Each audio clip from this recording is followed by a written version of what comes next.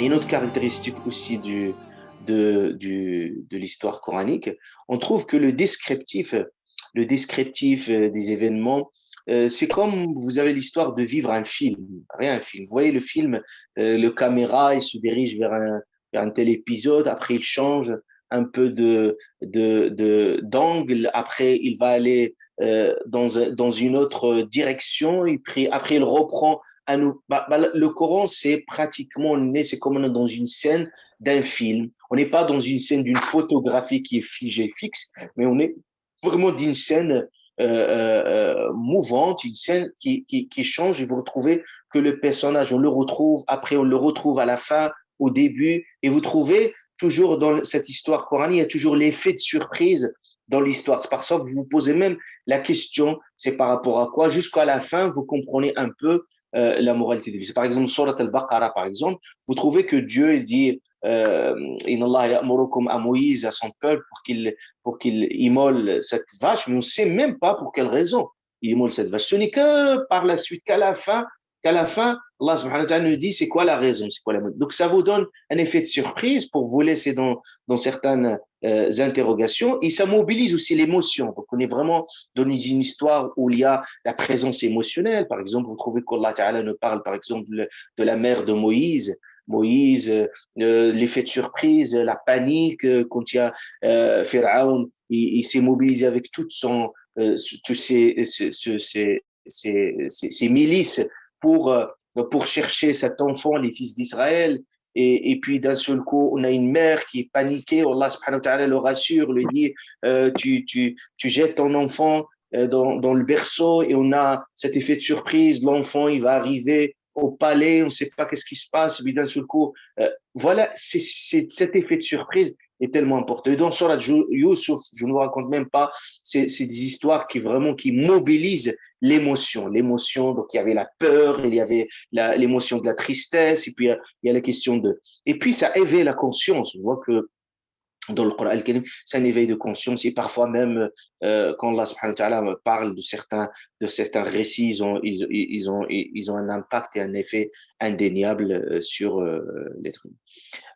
Sur les formes de l'histoire, dans le Coran al-Karim, les récits, on a pratiquement trois formes d'histoire. On a soit les récits, bien entendu, des prophètes, donc les récits des prophètes qui sont les premiers récits euh, très, très, très importants, qui sont dans lesquels tous les prophètes, on a, dans le Coran al-Karim, on a 25 pratiquement prophètes qui sont cités dans le Coran. Il y a des prophètes multiples et variés. Allah Azza wa Jalla même il dit à son prophète, minhum man qasasna alayka wa minhum man lam naqsus alayk. C'est-à-dire, il y a des prophètes qu'on t'a raconté leur histoire, il y a d'autres qu'on t'a pas raconté leur histoire. Mais souvent, les histoires des prophètes qu'on appelle ulul azm min ar-rusul, Allah Ta'ala les a appelés ulul azm, les gens les plus déterminés, les plus résolus, ceux qui avaient une histoire particulière, justement, par rapport à leur peuple et par rapport à leur endurement, par rapport à qui ont fait preuve d'endurance et de persévérance. Donc, par exemple, ces prophètes, ils sont beaucoup cités dans le Coran al-Karim. Quand on parle de Noé, Nouh, on parle d'Abraham, Ibrahim, on parle de Moïse, on parle de plusieurs prophètes qui sont cités. On parle de Sayyidina Isa, Jésus, qui est cité dans le Coran al-Karim. Et après, d'autres prophètes, Houd, Saleh, Shu'aib, etc., vous les trouvez également qui sont cités dans le Coran al-Karim. Mais l'histoire de Moïse, c'est une histoire qui a occupé beaucoup de place dans le Coran al-Karim. Donc, vous trouvez la première forme d'histoire et des récits coraniques, on a l'histoire des prophètes. Et on a d'autres personnages qui ne sont pas forcément des prophètes, par exemple les gens de la caverne, par exemple, vous trouvez Dhul Qarnayn, ces personnages, vous les trouvez aussi qui sont cités dans le Coran al-Karim. Et vous trouvez de troisième forme d'histoire, de récit, qui est liée aux événements liés à la naissance de l'islam, de tout ce qui s'est passé à l'époque du prophète Ali sallam, parce que le Coran al-Karim, il est descendu pour accompagner cette communauté. Donc ça, c'est très important que nous puissions comprendre tout cela. Donc, pour dire également enfin, euh, euh, pourquoi l'histoire, pourquoi le récit? Parce que nous sommes face au récit de Sayyidina Adam alayhi salam, Donc, Inch'Allah Ta'ala, donc, on va ici aujourd'hui juste, à travers cette introduction, juste de faire notre entrée dans cette histoire, mais Inch'Allah Azzawajal, au fur et à mesure des séances qui vont venir, on va traiter profondément chaque épisode de cette histoire, Inch'Allah Azzawajal. Pourquoi l'histoire? Pourquoi le récit? Pourquoi c'est important? Parce que, premièrement, vous savez que chaque peuple et chaque civilisation, il a connu des histoires. Vous trouvez des histoires qui sont, même l'histoire qu'on raconte aux enfants, les histoires, parce que les histoires, en fait, ils sont le reflet de ce que sont les gens, le reflet de leur civilisation. À travers l'histoire, on peut identifier, voilà, l'espoir des gens, on trouve leurs craintes, leur, leur vécu, leur culture, parce qu'à travers l'histoire qu'on peut trouver, parce que les gens toujours ils ont fait preuve d'imagination, de créativité, et même la transmission culturelle, ça se passe beaucoup par ces histoires. Combien d'entre vous, en étant petits, et ils ont entendu soit de leur grand-mère, soit de leurs parents, une histoire qu'on leur a racontée qui restait toujours imprimée dans leur imaginaire.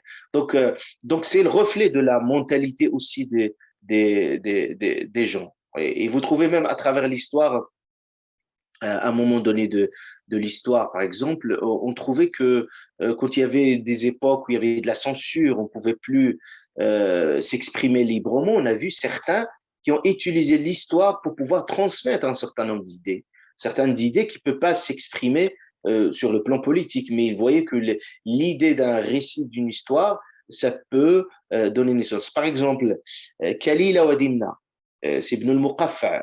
Ibn al-Muqaffa, en fait, il était le premier qui a utilisé les fables. D'ailleurs, Montaigne, la Fontaine, il a emprunté ces fables-là, mais Ibn al-Muqaffa était bien connu, qui était déjà d'origine perse, et voilà, il écrit en arabe ces fables, et puis justement, à travers certains personnages, à travers certains personnages des animaux, qui sait un peu transmettre un certain nombre d'idées dans ce sens-là.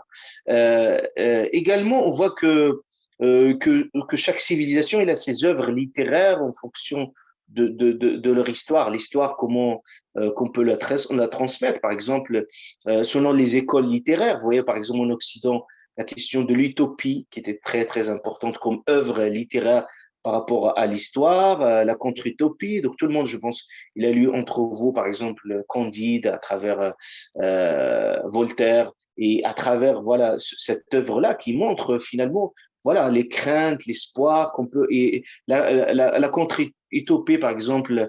Aldous Huxley, etc. Donc, ça montre aussi une projection aussi dans l'avenir. Donc, c'était toujours à travers l'œuvre historique. C'est pour ça aujourd'hui, il y a un engouement. Vous pouvez me poser la question, il y a un engouement aussi aujourd'hui pour les romans.